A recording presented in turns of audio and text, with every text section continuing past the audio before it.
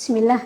waxaan halkan hambalyo ugu dirayaa maalinta caalamiga kalkaaliyaasha adduunka.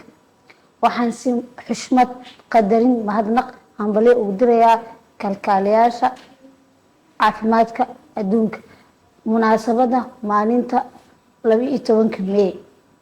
hambalyo kalkaaliyaasha caalamka gaar ahaan kalkaaliyaasha Soomaaliyeed. doorkeenu waa lafdhabarka adeegyada caafimaadka. waxaan nahay hormuud u taagan badbaadinta nolosha, garab istaagga dhaqaatiirta iyo u adeegida dadka si daacadnimo ah. dhammaan kalkaaliyaasha waxay tihiin geesiyaal aan la hilmaami karin. Happy Nurse Day 12 May. waxaan dhammaan nursing adduunka ugu hambalyeynaya maalinka nursing adduunka, qaas ahaan nursing Soomaaliyeed hambalyo.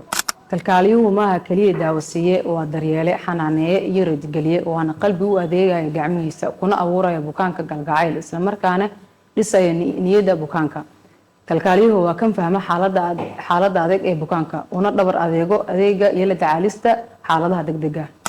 maalintan gaarka waa fursad aan ku xusuusanayno kuna sharafno kaalinta lama huraanka ah kalkaaliyaasha caafimaad ay qaataan nidaamka daryeelka caafimaad una ah lafdhabarka adeegga bukaanka.